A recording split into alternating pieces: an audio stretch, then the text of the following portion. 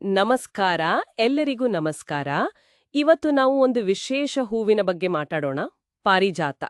ರಾತ್ರಿ ಹೊತ್ತು ಅರಳುವ ಮಲ್ಲಿಗೆ ಅಂತಾನೂ ಹೇಳ್ತಾರಲ್ಲ, ಅದು.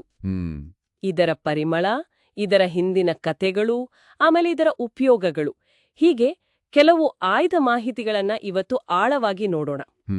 ಇದರ ಒಂದು ವಿಶೇಷತೆ ಏನು ಅಂದ್ರೆ, ಇದು ರಾತ್ರಿ ಹೊತ್ತು ಮಾತ್ರ ಘಮಘಮ ಅಂತ ಇರುತ್ತೆ. ಬೆಳಗಾಗುವಷ್ಟರಲ್ಲಿ ನೆಲ ಸೇರ್ಕೊಳ್ಳುತ್ತೆ. ಈ ಹೂವಿನ ಬಗ್ಗೆ ನಾವು ಕೇಳಿರುವ ಹಲವು ವಿಷಯಗಳನ್ನ ಒಂದೊಂದಾಗಿ ಬಿಡಿಸಿ ನೋಡೋಣ, ಸರಿನಾ? ಮೊದಲು ಇದು ನೋಡೋಕ್ ಹೇಗಿರುತ್ತೆ? ಪಾರಿಜಾತ ಹೂವಿನ ತೊಟ್ಟು ಇದೆಯಲ್ಲ, ಅದು ಹೊಳೆಯೋ ಕೇಸರಿ ಬಣ್ಣದ್ದು. ಹೌದು, ಆ ಕೇಸರಿ ಬಣ್ಣ ತುಂಬಾ ವಿಶೇಷ. ದಳಗಳು ಮಾತ್ರ ಪೂರ್ತಿ ಬಿಳಿ, ಹಾಲಿನಷ್ಟು ಬಿಳುಪು, ಮುಟ್ಟಿದ್ರೆ ಅಷ್ಟು ಕೋಮಲ. ಅದಕ್ಕೆ ಇರಬೇಕು ರಾತ್ರಿ ಮಲ್ಲಿಗೆ ಅಂತಾನೂ ಕರೆಯೋದು. ನಿಜ, ಅದರ ಸುವಾಸನೆ ಬಗ್ಗೆ ಹೇಳಲೇಬೇಕು. ಹೌದು, ಆ ಸುವಾಸನೆ ಇದೆಯಲ್ಲ, ಅದು ಸುಮಾರು 25 ಮೀಟರ್ ದೂರಕ್ಕೂ ಹರಡುತ್ತೆ ಅಂದ್ರೆ ಆಶ್ಚರ್ಯ ಆಗುತ್ತೆ. ಒಂದು ಸಣ್ಣ ಹೂವಿಗೆ ಎಂಥ ಶಕ್ತಿ ಅಲ್ವಾ? ಖಂಡಿತ, ಆ ಸುವಾಸನೆ ನಿಜಕ್ಕೂ ಅದ್ಭುತ. ವೈಜ್ಞಾನಿಕವಾಗಿ ಹೇಳೋದಾದ್ರೆ ಇದು ಓಲಿಯೇಸಿ ಅಂದ್ರೆ ಆಲಿವ್ ಕುಟುಂಬ ಇದೆಯಲ್ಲ, ಆ ಕುಟುಂಬಕ್ಕೆ ಸೇರಿದ ಸಸ್ಯ. ಇದರ ವೈಜ್ಞಾನಿಕ ಹೆಸರು ನೈಕ್ಟ್ಯಾಂಥಸ್ ಆರ್ಬರ್ಟ್ರಿಸ್ಟಸ್ ಅಂತ. ಓ, ನೈಕ್ಟ್ಯಾಂಥಸ್ ಆರ್ಬರ್ಟ್ರಿಸ್ಟಸ್. ಹೌದು, ಆರ್ಬರ್ಟ್ರಿಸ್ಟಸ್ ಅಂದ್ರೆ ಲ್ಯಾಟಿನ್ನಲ್ಲಿ ದುಃಖದ ಮರ ಅಂತ ಅರ್ಥ ಬರುತ್ತೆ. ದುಃಖದ ಮರ ಯಾಕೆ ಹಾಗೆ? ಬಹುಶಃ ಅದರ ಹೂವುಗಳು ರಾತ್ರಿ ಅರಳಿ ಅಷ್ಟು ಬೇಗ ಬೆಳಗಾಗುವುದರೊಳಗೆ ಉದುರಿ ಹೋಗುತ್ತಲ್ಲ, ಅದಕ್ಕೆ ಆ ಹೆಸರು ಬಂದಿರಬಹುದು ಅಂತ ಒಂದನಿಸಿಕೆ. ಓ, ಅದೇ ಇರಬೇಕು ಕಾರಣ. ಅದಕ್ಕೆ ಇಂಗ್ಲಿಷ್ನಲ್ಲೂ ಟ್ರೀ ಆಫ್ ಸಾರೋ ಅಂತ ಕರೆಯೋದಲ್ವಾ? ಹೌದು ಹೌದು, ಅದೇ ಅರ್ಥ. ಇದಲ್ಲದೆ coral jasmine, queen of night ಅಂತ ಬೇರೆ ಹೆಸರುಗಳೂ ಇವೆ. ಹಿಂದಿಯಲ್ಲಿ ಹರ್ಸಿಂಗಾರ್ ಅಂತಾರೆ. ನಮ್ಮ ಭಾರತೀಯ ಭಾಷೆಗಳಲ್ಲಿ ಕನ್ನಡ, ಸಂಸ್ಕೃತ, ಮಲಯಾಳಂ, ಮರಾಠಿ ಹೀಗೆ ಹಲವು ಕಡೆ ಪಾರಿಜಾತ ಅನ್ನೋ ಹೆಸರೇ ಹೆಚ್ಚು ಪ್ರಚಲಿತ. ನಿರೂಪಕಿ. ಇದರ ಮೂಲದ ಬಗ್ಗೆ ಸ್ವಲ್ಪ ಗೊಂದಲ ಇದೆ ಅಲ್ವಾ? ಕೆಲವರು ದಕ್ಷಿಣ ಆಫ್ರಿಕಾ ಅಂತಾರೆ. ತಜ್ಞ. ಹೌದು, ಹಾಗೆ ಹೇಳಲಾಗತ್ತೆ. ಆದರೆ ನಮ್ಮ ಪುರಾಣಗಳಲ್ಲಿ, ಇತಿಹಾಸದಲ್ಲಿ ಇದರ ಉಲ್ಲೇಖ ಬಹಳ ಹಿಂದಿನಿಂದಲೂ ಇದೆ. ಹಾಗಾಗಿ ಭಾರತದಲ್ಲೂ ಇದು ಪ್ರಾಚೀನ ಕಾಲದಿಂದ ಇದೆ ಅನ್ನೋದು ಸ್ಪಷ್ಟ. ಪುರಾಣ ಅಂದ ತಕ್ಷಣ ಇಲ್ಲೊಂದು ತುಂಬಾನೇ ಸ್ವಾರಸ್ಯವಾದ ಕಥೆ ನೆನ್ಪಾಗತ್ತೆ. ಕೃಷ್ಣನ ಕಥೆ ತಾನೆ? ಹೌದು, ಅದೇ. ಕೃಷ್ಣನೇ ಸ್ವತಃ ಸ್ವರ್ಗದಿಂದ ಅಂದ್ರೆ ಇಂದ್ರನಿಂದ ಈ ಪಾರಿಜಾತ ಮರವನ್ನೇ ತಂದು ತನ್ನ ಪ್ರೀತಿಯ ಪತ್ನಿ ರುಕ್ಮಿಣಿಯ ಅಂಗಳದಲ್ಲೇ ನೆಟ್ಟನಂತೆ. ಆದರೆ ಈ ವಿಷಯ ಕೃಷ್ಣನ ಇನ್ನೊಬ್ಬ ಪತ್ನಿ ಸತ್ಯಭಾಮೆಗೆ ಗೊತ್ತಾದಾಗ ಅವಳಿಗೆ ಸಹಜವಾಗಿಯೇ ಕೋಪ, ದುಃಖ ಬರುತ್ತೆ. ಆಗ ಅವಳು ಶಾಪ ಕೊಡ್ತಾಳಂತೆ. ಈ ಹೂವು ಹಗಲಲ್ಲಿ ಸೂರ್ಯನ ಬೆಳಕಲ್ಲಿ ಯಾರ ಕಣ್ಣಿಗೂ ಬೀಳ್ಬಾರ್ದು, ಕೇವಲ ರಾತ್ರಿಯಲ್ಲೇ ಅರಳಿ ಬೆಳಗಾಗುವ ಮುನ್ನ ಯಾರಿಗೂ ತಿಳಿಯದ ಹಾಗೆ ನೆಲಕ್ಕೆ ಉದುರಿ ಹೋಗ್ಲಿ ಅಂತ. ಓ, ಅದಕ್ಕೆ ಇದು ರಾತ್ರಿ ಅರಳಿ ಬೆಳಗ್ಗೆ ಉದುರುವುದು ಅನ್ನೋದು ನಂಬಿಕೆ. ಹೌದು, ಕೃಷ್ಣನೇ ತಂದ ಹೂವು ಅಂದ್ಮೇಲೆ ಅದಕ್ಕೆ ಎಂಥ ಮಹತ್ವ ಇರಬೇಡ? ಖಂಡಿತವಾಗಿ. ನೋಡಿ, ಈ ಕಥೆಗಳು ಕೇವಲ ಕೇಳಲು ಚೆನ್ನಾಗಿವೆ ಅನ್ನೋದಷ್ಟೇ ಅಲ್ಲ, ಇದರಲ್ಲಿ ಗಮನಿಸಬೇಕಾದ ಒಂದು ಅಂಶ ಇದೆ.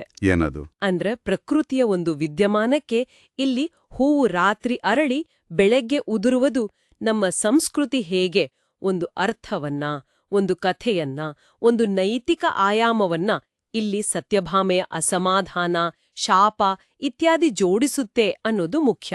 ಹೌದು ಹೌದು, ಪ್ರಕೃತಿಯನ್ನ ಮಾನವೀಯ ಭಾವನೆಗಳ ಮೂಲಕ ಅರ್ಥ ಮಾಡ್ಕೊಳ್ಳೋ ಪ್ರಯತ್ನ ಅನ್ಬೋದಾ? ಖಂಡಿತ, ಅದೇನೇ ಇರ್ಲಿ. ಈ ರಾತ್ರಿ ಅಳುವಿಕೆಗೆ ವೈಜ್ಞಾನಿಕ ಕಾರಣಗಳೂ ಇವೆ. ಬಹುಶಃ ರಾತ್ರಿ ಹೊತ್ತು ಚಟುವಟಿಕೆಯಿಂದ ಇರೋ ಕೀಟಗಳನ್ನ ಪರಾಗಸ್ಪರ್ಶಕ್ಕೆ ಆಕರ್ಷಿಸಲು ಹೀಗಾಗ್ತಿರಬಹುದು. ಸರಿ, ಕಥೆ ಜೊತೆ ವಿಜ್ಞಾನನೂ ತಿಳ್ಕೋಬೇಕು. ಈಗ ಇದರ ಉಪಯೋಗಗಳ ಕಡೆಗೆ ಬರೋಣ. ಪಾರಿಜಾತ ಬರೀ ನೋಡೋಕೆ ಸುಂದರ, ಒಳ್ಳೆ ವಾಸನೆ ಕೊಡುತ್ತೆ ಅನ್ನೋದು ಮಾತ್ರ ಅಲ್ಲ, ಅಲ್ವೇ ಅಲ್ಲ, ಇದೊಂದು ಅತ್ಯುತ್ತಮ ಔಷಧೀಯ ಸಸ್ಯ ಕೂಡ. ಆಯುರ್ವೇದದಲ್ಲಿ, ಹೋಮಿಯೋಪತಿಯಲ್ಲಿ ಇದರ ಬಳಕೆ ಸಾಕಷ್ಟಿದೆ. ಹೌದಾ? ಏನೇನಕ್ಕೆ ಬಳಸ್ತಾರೆ? ಮುಖ್ಯವಾಗಿ ಇದರ ಎಲೆಗಳ ಕಷಾಯವನ್ನ ಸಂಧಿವಾತ ಅಂದ್ರೆ ಗಂಟು ನೋವುಗಳಿಗೆ ಬಳಸ್ತಾರೆ. ಆಮೇಲೆ ಮಲಬದ್ಧತೆ, ಕೆಲವು ಚರ್ಮದ ಸಮಸ್ಯೆಗಳು, ಕೆಮ್ಮು, ತಲೆಹೊಟ್ಟು, ಅಷ್ಟೇ ಯಾಕೆ ಹೊಟ್ಟೆ ಹುಳುಗಳ ನಿವಾರಣೆಗೂ ಇದು ಔಷಧಿ ಅಂತ ಹೇಳ್ತಾರೆ. ಓ, ಇಷ್ಟೆಲ್ಲ ಇದೆಯಾ? ಇನ್ನೂ ಇದೆ. ಇದರ ಹೂವುಗಳಿಂದ ಸುಗಂಧ ದ್ರವ್ಯಗಳನ್ನು ತಯಾರಿಸ್ತಾರೆ. ಅಂದ್ರೆ ನೋಡಿ, ಸೌಂದರ್ಯ, ಸುವಾಸನೆ, ಆರೋಗ್ಯ ಮೂರೂ ಇದರಲ್ಲಿದೆ. ನಿಜವಾದ ಅರ್ಥದಲ್ಲಿ ಬಹುಪಯೋಗಿ. ಅಷ್ಟೇ ಅಲ್ಲ, ಇದನ್ನ ಬೆಳೆಸೋದು ಕೂಡ ತುಂಬಾ ಸುಲಭ ಅಂತ ಕೇಳಿದಿನಿ. ಹೌದು, ಗೆಲ್ಲುಗಳಿಂದ ಅಂದ್ರೆ ಕಟಿಂಗ್ಸ್ನಿಂದ ಅಥವಾ ಬೀಜಗಳಿಂದನೂ ಸಸಿ ಮಾಡಬಹುದು.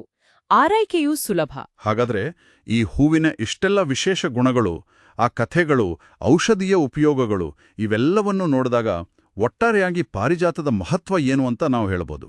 ಎಲ್ಲವನ್ನೂ ಒಟ್ಟಿಗೆ ಸೇರಿಸಿ ನೋಡಿದ್ರೆ ಪಾರಿಜಾತಕ್ಕೆ ಒಂದು ವಿಶಿಷ್ಟವಾದ ಸ್ಥಾನ ಇದೆ ಅಂತ ಖಂಡಿತ ಹೇಳ್ಬೋದು.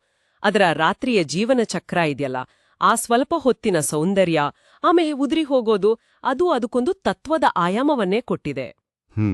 ತಜ್ಞ ಪುರಾಣ ಕಥೆಗಳು ಅದಕ್ಕೆ ಒಂದು ಸಾಂಸ್ಕೃತಿಕ ಮಹತ್ವವನ್ನು ತಂದುಕೊಟ್ಟಿವೆ. ಜೊತೆಗೆ ಅದರ ಔಷಧೀಯ ಗುಣಗಳು ಅದಕ್ಕೆ ಪ್ರಾಯೋಗಿಕ ಮೌಲ್ಯವನ್ನು ನೀಡಿವೆ. ಅಂದ್ರೆ ಕೇವಲ ಹೂವಲ್ಲ. ಖಂಡಿತ ಅಲ್ಲ. ಪಾರಿಜಾತ ಕೇವಲ ಒಂದು ಹೂವಲ್ಲ. ಅದು ಪ್ರಕೃತಿ, ಸಂಸ್ಕೃತಿ, ಆರೋಗ್ಯ ಮತ್ತು ಒಂದು ರೀತಿಯ ಆಧ್ಯಾತ್ಮಿಕತೆಯನ್ನು ಬೆಸೆಯೋ ಒಂದು ಕೊಂಡಿ ಇದ್ದ ಹಾಗೆ. ಅದರ ಅಸ್ತಿತ್ವವೇ ಅಲ್ಪಕಾಲಿಕ ಸೌಂದರ್ಯ ಮತ್ತು ಆಳವಾದ ಅರ್ಥಗಳ ಒಂದು ಮಿಶ್ರಣ.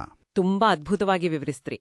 ಒಟ್ಟಿನಲ್ಲಿ ಹೇಳೋದಾದ್ರೆ ಪಾರಿಜಾತ ತನ್ನ ಅರಳೋ ವಿಶೇಷ ಸ್ವಭಾವ, ಎಲ್ಲೆಡೆ ಹರಡೋ ಆ ಮನಮೋಹಕ ಪರಿಮಳ, ಅದರ ಹಿಂದಿನ ಪೌರಾಣಿಕ ಕಥೆಗಳು ಮತ್ತು ಅಮೂಲ್ಯವಾದ ಔಷಧಿಯ ಗುಣಗಳಿಂದಾಗಿ ನಿಜಕ್ಕೂ ಒಂದು ಅನನ್ಯವಾದ ಸಸ್ಯ. ಹೌದು. ಇಲ್ಲಿ ಒಂದು ಕೊನೆಯ ಆಲೋಚನೆಯನ್ನ ಹಂಚಿಕೊಳ್ಳೋಕಿಷ್ಟಪಡ್ತೇನೆ.